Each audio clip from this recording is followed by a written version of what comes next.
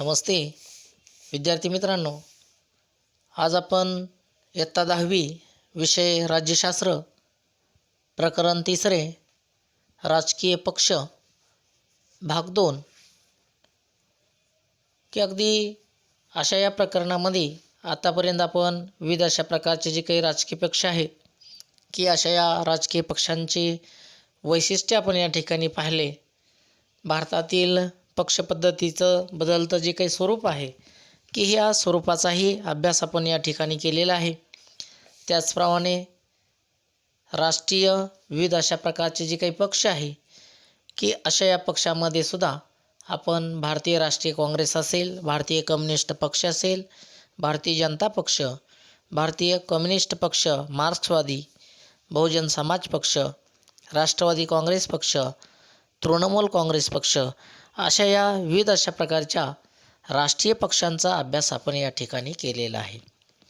आज आपल्याला या ठिकाणी की अगदी त्यानंतर आपण प्रादेशिकता की अगदी अशा या प्रादेशिकतेचाही आपण या ठिकाणी अभ्यास करत होतो की अगदी यानंतर आपल्याला या ठिकाणी जर आपण पाहिलं तर अगदी प्रादेशिक हे जे काही पक्ष आहे तर अशा या पक्षांची निर्मिती कशा प्रकारे होते की अगदी आपण पाहिलेलं आहे की भाषिक असेल, प्रादेशिक, सांस्कृतिक आणि त्यांच्याशी संलग्न अशा प्रकारची अस्मिता ज्यावेळेस संघटित होतात आणि त्यामधूनच प्रादेशिकतेची जी भावना आहे की ही भावना त्या ठिकाणी बळावली जाते आणि त्यामधूनच काही वेळा स्वतंत्र अशा प्रकारचे जे काही राजकीय पक्ष आहेत तर हे राजकीय पक्ष त्या ठिकाणी अस्तित्वात येत असतात. तर काही वेळेला विविध दबाव गट, चळवळी या त्या ठिकाणी निर्माण होताना आपल्याला दिसतात. परंतु अशा या सर्वांचा हेतू मात्र एकच असतो आणि तो म्हणजे आपल्या प्रदेशाच्या हितसंबंधाचं जतन करणे. आणि मग अशा या प्रादेशिक पक्षांची निर्मिती जर आपण पाहिली तर ही निर्मिती आपल्याला अशा प्रकारे दिसून येते. यामध्ये प्रादेशिक पक्ष म्हणजे नेमकं काय तर पहा की विशिष्ट अशा प्रकारच्या प्रदेशाच्या वेगळेपणाचा अभिमान बाळगणारं आणि त्याचा विकास व्हावा म्हणून सत्तेच्या स्पर्धेमध्ये उतरणारे जे काही राजकीय गट असतात तर अशा या राजकीय गटांना प्रादेशिक पक्ष असं म्हटलं जातं. आणि मग अशा या प्रादेशिक पक्षांचा प्रभाव जर आपण पाहिला तर हा त्या प्रदेशापुरता मर्यादित असल्याचा आपल्याला दिसून येतो आणि तरीसुद्धा आपल्या प्रदेशामध्ये प्रभावी अशा प्रकारची भूमिका घेऊन ते राष्ट्रीय राजकारणावरती आपली जी काही छाप आहे ही छाप पाडत असताना आपल्याला आढळतात. आणि मग की अगदी असे हे जे काही प्रादेशिक पक्ष आहेत की हे प्रादेशिक पक्ष त्या ठिकाणी असणाऱ्या प्रादेशिक ज्या समस्या असतात तर अशा या समस्यांना त्या ठिकाणी प्रामुख्याने प्राधान्य देत असतात. तर पहा या ठिकाणी आपल्याला म्हणलं की हे जाणून घ्या की प्रादेशिक पक्ष मग हे प्रादेशिक पक्ष याच्या मान्यतेचे निकष काय असतात तर लोकसभा किंवा विधानसभेच्या मागील निवडणुकीमध्ये किमान 6% मतं आणि किमान 2 सदस्य हे विधानसभेवर निवडून येणं हे आवश्यक असतं किंवा विधानसभेच्या एकूण सदस्य संख्येच्या किमान 3% जागा किंवा किमान 3 जागा प्राप्त करणं हे प्रादेशिक पक्षाला आवश्यक असतं पहा. आणि मग अशा या प्रादेशिक पक्षाची भूमिका जर आपण पाहिली ती भूमिका कशा प्रकारची असते, हे प्रादेशिक पक्ष नेमकी कोणती भूमिका करतात तर यामध्ये प्रादेशिक जे काही विविध अशा प्रकारच्या समस्या असतात तर अशा या समस्यांना प्राधान्य देण्याचं काम ते करत असतात. त्याचप्रमाणे आपल्या प्रदेशाचा विकास करण्यासाठी त्यांना केवळ अधिकाराऐवजी स्वायत्तता आवश्यक वाटत असते. त्याचप्रमाणे संघ शासनाला सहकार्य करत आपलं स्वायत्ततेचे जे क्षेत्र आहे हे अबाधित ठेवण्याचा प्रादेशिक पक्ष हे त्या ठिकाणी प्रयत्न करत असतात. त्याचप्रमाणे प्रादेशिक समस्या प्रादेशिक पातळीवरच हाताळाव्यात. त्याचप्रमाणे सत्ता ही त्या प्रदेशातील व्यक्तींच्याच हाती असावी. प्रशासनामध्ये आणि व्यवसायामध्ये त्या प्रदेशाच्या रहिवाशांना अग्रक्रम हा त्या ठिकाणी दिला जावा. म्हणजे अशा जो काही आग्रह आहे हा आग्रह प्रामुख्याने प्रादेशिक पक्षांचा आपल्याला दिसून येतो. म्हणजेच प्रादेशिक अस्मितेला महत्त्व त्या ठिकाणी देऊन संघ शासनाला सहकार्य हे प्रादेशिक पक्ष करत असतात. मग अशा या प्रादेशिक पक्षांच्या मागण्या जर आपण पाहिल्या तर या मागण्या नेमक्या कोणत्या आहेत की अगदी प्रादेशिक ज्या समस्या असतात तर ह्या समस्या प्रादेशिक पातळीवरच त्या ठिकाणी हाताळाव्यात ही एक मागणी असते. त्यानंतर प्रदेशातील सत्ता प्रदेशातील व्यक्तींच्याच हातामध्ये असावी. त्याचप्रमाणे प्रशासनामध्ये आणि व्यवसायामध्ये प्रदेशातील लोकांनाच अग्रक्रमाने त्या ठिकाणी संधी ही द्यावी. अशा प्रकारच्या या प्रादेशिक पक्षांच्या मागण्या आपल्याला दिसून येतात. पहा यानंतर की प्रादेशिक पक्ष भारतामध्ये जर आपण पाहिलं तर हे जे प्रादेशिक पक्ष आहेत तर अशा या प्रादेशिक पक्षांचं बदलतं स्वरूप जर आपण पाहिलं तर अगदी स्वातंत्र्योत्तर काळापासून भारतामध्ये प्रादेशिक पक्ष हे या ठिकाणी अस्तित्वात आहेत, परंतु त्यांच्या स्वरूपामध्ये आणि भूमिकेमध्ये मात्र जर आपण पाहिलं तर काही महत्त्वाचे अशा प्रकारचे जे बदल आहे हे बदल झाल्याचे आपल्याला दिसतात. मी यामध्ये जर आपण पाहिलं तर सुरुवातीच्या काळामध्ये ज्या प्रादेशिक अस्मिता आहेत तर अशा या प्रादेशिक अस्मितामधून काही फुटीरवादी अशा प्रकारच्या चळवळी निर्माण झाल्या. स्वतंत्र खलिस्तान, द्रविडस्थान अशा प्रकारच्या मागण्यांचा हेतू या संघराज्यामधून बाहेर पडून स्वतंत्र अशा प्रकारचा देश निर्माण करण्याचा त्यांचा प्रयत्न होता किंवा हेतू होता. मग यामध्ये पंजाब असेल, तामिळनाडू असेल, जम्मू आणि काश्मीर अशा या राज्यातील प्रादेशिक पक्षांचे उदाहरणं आपल्याला या ठिकाणी देता येतील. पहा यानंतर प्रादेशिक पक्षांच्या भूमिका हळूहळू त्या ठिकाणी बदलू लागल्या आणि स्वतंत्र अशा प्रकारच्या राज्यांच्या मागण्याऐवजी त्यांना अधिक त्या ठिकाणी त्या राज्याला स्वायत्तता मिळावी म्हणून त्या ठिकाणी प्रयत्न सुरू झाले. म्हणजेच प्रादेशिक पक्षांच्या विकासातील हा दुसरा टप्पा आपल्याला म्हणता येईल आणि अशा या टप्प्याची सुरुवात सर्वसाधारणपणे 1990 नंतर प्रामुख्याने झालेली आहे. यामध्ये आपल्या प्रदेशाच्या विकासासाठी आपल्या प्रदेशातील रहिवाशांना राज्यामध्ये आणि केंद्रामध्ये सत्ता मिळावी अशा प्रकारची भूमिका प्रादेशिक पक्ष आता मात्र घेऊ लागलेले आहेत.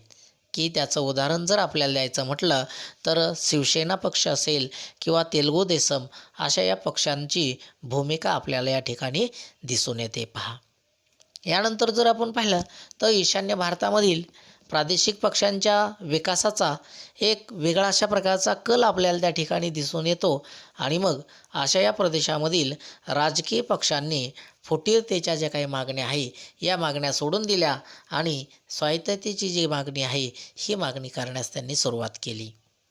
ईशान्य भारतातील सर्व प्रादेशिक पक्ष हे टप्प्याटप्प्याने आपण जर पाहिलं तर मुख्य अशा प्रकारच्या राष्ट्रीय प्रवाहामध्ये त्या ठिकाणी येताना आपल्याला आढळतात. म्हणजेच आपल्याला जर थोडक्यात सांगायचं असेल तर अगदी भारतामधील हे जे प्रादेशिक पक्ष आहेत तर अशा या प्रादेशिक पक्षांचा प्रवास फुटीरता, स्वायत्तता आणि मुख्य राष्ट्रीय प्रवाहामध्ये सामील होणं अशा वेगवेगळ्या टप्प्यामधून झालेला आपल्याला दिसून येईल. त्याचप्रमाणे राष्ट्रीय राजकारणामध्ये सुद्धा अशा या प्रादेशिक पक्षांचा जो प्रभाव आहे हा प्रभाव हल्लीच्या काळामध्ये वाढलेला असून आघाडीचं शासन हा एक त्याचाच परिणाम आपल्याला दिसून येतो. पहा आणि मग त्यानंतर आपण जर पाहिलं तर भारतामध्ये असे अनेक विविध अशा प्रकारचे जे काही पक्ष आहे हे पक्ष आपल्याला दिसून येतात. पहा की अगदी सर्व पक्षांची माहिती या ठिकाणी आपल्याला घेणं शक्य नाही आणि म्हणून आपण भारताच्या पूर्व, पश्चिम, दक्षिण आणि उत्तर अशा क्षेत्रामधील काही प्रातिनिधिक अशा प्रकारच्या पक्षांची ओळख या ठिकाणी आपण करून घेणार आहोत. की यामध्ये काही प्रमुख अशा प्रकारचे प्रादेशिक पक्ष हे आपल्याला पुढील प्रमाणे मी सांगतो आहे. यामध्ये पहिला पक्ष या ठिकाणी आपल्याला सांगितलेला आहे की शिवसेना. पहा की महाराष्ट्रामध्ये एक प्रमुख अशा प्रकारचा राजकीय पक्ष म्हणून 1966 मध्ये शिवसेना या पक्षाची स्थापना महाराष्ट्रामध्ये प्रामुख्याने झाली. आणि मग असा हा जो काही पक्ष आहे की ज्या पक्षाने मराठी माणसांच्या हक्कांची जपवणूक करण्याचं कार्य या ठिकाणी केलेलं आहे. मराठी भाषेचं संवर्धन, परप्रांतीयांना विरोध, अशा या गोष्टी शिवसेनेने प्रामुख्याने केलेल्या आहेत. 1995मध्ये भारतीय जनता पक्षाशी युती करून शिवसेना हा पक्ष सर्वप्रथम महाराष्ट्रामध्ये सत्तेवर आला. 2014च्या निवडणुकीनंतर महाराष्ट्रामध्ये भाजपसोबत सत्तेत सहभागी होता.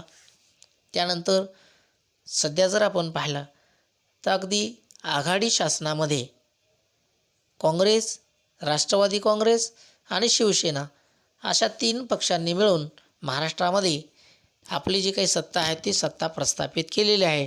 आपलं सरकार त्या ठिकाणी स्थापन केलेलं आहे पहा. आणि म्हणून की अगदी महत्त्वाचा अशा प्रकारचा महाराष्ट्रामधील प्रादेशिक पक्ष म्हणून अशा या पक्षाकडे पाहिलं जातं. आणि अशा या पक्षाचं चिन्ह जर आपण पाहिलं तर धनुष्यबाण हे चिन्ह आपल्याला या ठिकाणी दिसून येतं पहा. यानंतर पहा दुसरा पक्ष आपल्याला या ठिकाणी सांगितलेला आहे शिरोमणी अकाली दल, की अगदी पंजाबमधील अतिशय महत्त्वाचा अशा प्रकारचा प्रादेशिक पक्ष म्हणून शिरोमणी अकाली दलाकडे पाहिलं जातं. अशा या पक्षाची स्थापना 1920मध्ये केलेली आहे. हा जो पक्ष आहे की हा पक्ष धार्मिक आणि प्रादेशिक अस्मिता जोपासण्यास खऱ्या अर्थाने प्राधान्य देताना आपल्याला आढळून येतो. की अगदी पंजाब प्रांतामध्ये जर आपण गेलो तर शिरोमणी अकाली दल अनेक वर्ष त्या ठिकाणी सत्तेवर असलेला आपल्याला दिसून येईल पहा. आणि मग की अगदी असाही प्रादेशिक पक्ष की जो पंजाब प्रांतामध्ये अतिशय महत्त्वाचा त्या ठिकाणी मानला जातो. अशा या पक्षाचं चिन्ह पहा आपल्याला या ठिकाणी दिलेलं आहे, दाखवलेलं आहे की तराजू आहे. आणि की अगदी महत्त्वाचा अशा प्रकारचा पक्ष तो आपल्याला दिसून येईल पहा. यानंतर पहा की जम्मू आणि काश्मीर नॅशनल कॉन्फरन्स हा पक्ष आपल्याला सांगितलेला आहे की काश्मीरमधील प्रमुख प्रादेशिक पक्षांपैकी तो एक पक्ष आहे. आणि अशा या पक्षाची स्थापना 1932 साली झालेली आहे. काश्मीरी जनतेच्या हितसंबंधाचा पाठपुरावा करणारा हा पक्ष आहे. स्वायत्तता जोपासण्यासाठी अतिशय प्रयत्नशील अशा प्रकारचा हा पक्ष आपल्याला दिसून येतो. की अगदी अशा याही पक्षाचं हे जे चिन्ह आहे की हे चिन्ह आपल्याला या ठिकाणी दाखवलेलं आहे. यानंतर पुढचा जो काही पक्ष आहे की आसाम गण परिषद, की सरकारबरोबरील वाटाघाटीमधून 1985मध्ये आसाम करार हा करार या ठिकाणी या पक्षाने केलेला आहे. आणि अशा या पक्षाची स्थापना 1985 साली झालेली आहे. निर्वासितांचे विविध अशा प्रकारचे प्रश्न सोडवणं, आसामचे सांस्कृतिक, भाषिक आणि सामाजिक वेगळेपण जपणं, त्याचप्रमाणे आर्थिक विकासासाठी प्रयत्न करणं, असेही उद्दिष्ट आपल्याला या पक्षाचे दिसून येतात. गेले अनेक वर्ष आसाम या प्रांतामध्ये सत्ताधारी पक्ष म्हणून हा पक्ष त्या ठिकाणी आपल्याला दिसून येतो. आणि अशा याही पक्षाचे चिन्ह जर आपण पाहिलं तर अगदी आपल्याला या ठिकाणी चित्रामध्ये दिसत आहे की अगदी 3 रंगामध्ये जो झेंडा आहे आणि त्याच्यामध्ये हत्ती अशा प्रकारचं आपल्याला हे चिन्ह या पक्षाचं दिसून येतं. यानंतर पुढचा पक्ष जर आपण पाहिला तर द्रविड मुन्नेत्र कळघम, हे अगदी 1920मधल्या जस्टिस पार्टी या ब्राह्मणेतर चळवळीचं रूपांतर जर आपण पाहिलं तर अशा या राजकीय पक्षामध्ये झाल्याचं आपल्याला दिसेल. 1944मध्ये जस्टिस पार्टी द्रविड कळघम म्हणून ही किंवा हा पक्ष ओळखला जाऊ लागला.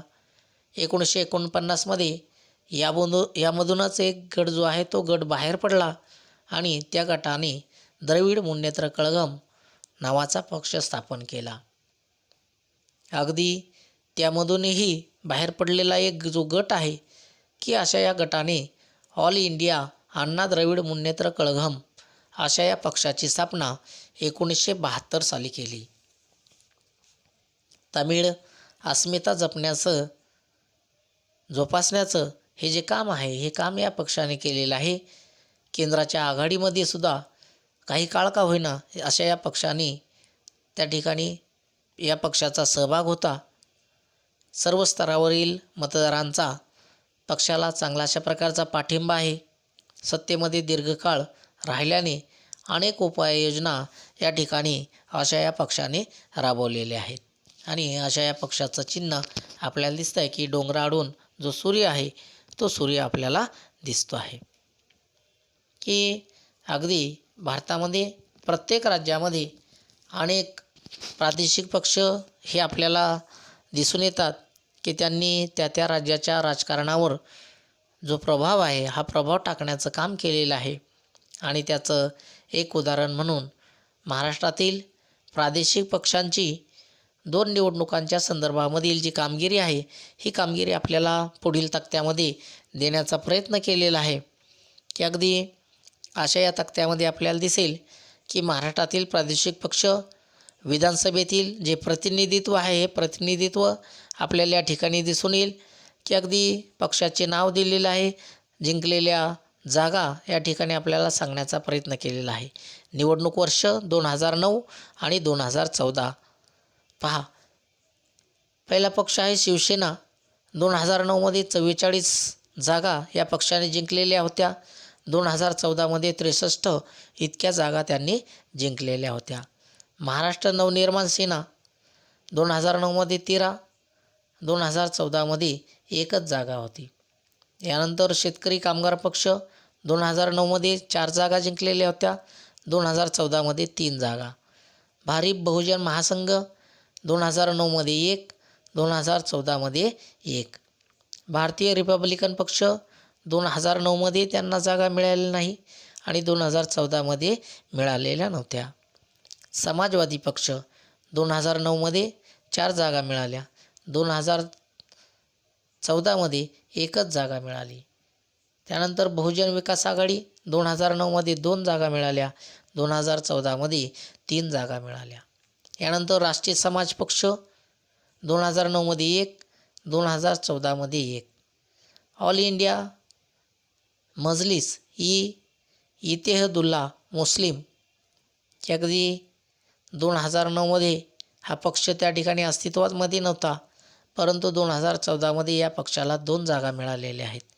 जनसुराज्य शक्ती 2009मध्ये 2 जागा, 2014मध्ये काहीच मिळालेलं नाही. लोकसंग्रामलाही 2009मध्ये 1 जागा होती, 2014मध्ये एकही जागा नव्हती. स्वाभिमानी पक्ष 2009मध्ये 1 जागा तर 2014मध्ये एकही जागा याही पक्षाला मिळालेली नव्हती पहा. आणि त्यामुळं की अगदी जर आपण पाहिलं तर महाराष्ट्रामधील हे विविध अशा प्रकारचे प्रादेशिक पक्ष आहेत. आणि अशा या पक्षांना 2009 असेल 2014मध्ये मिळालेल्या वेगवेगळ्या अशा प्रकारच्या ज्या काही जागा आहे किंवा जिंकलेल्या जागा आहे या आपल्याला या तक्त्याप्रमाणे सांगितलेल्या आहेत. की अगदी या पाठामध्ये आपण भारतामधील राष्ट्रीय त्याचप्रमाणे प्रादेशिक पातळीवरील राजकीय पक्षांचा आढावा या ठिकाणी आपण घेतलेला आहे. की अगदी पुढच्या पाठामध्ये आपल्याला राजकीय चळवळींचं आपल्या जीवनातील जे काही महत्त्व आहे हे महत्त्व कसं असतं हे आपल्याला त्या ठिकाणी पाहायचं आहे.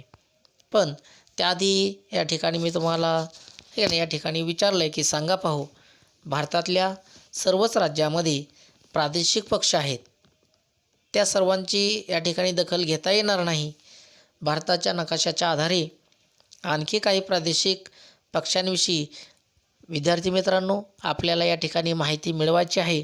आणि अशा या पक्षांची माहिती आपल्याला आपल्या वहीमध्ये स्वाध्यायाबरोबर अशा प्रकारची ही जी काही माहिती आहे सांगा पाहू ही आपल्याला पूर्ण करायची आहे.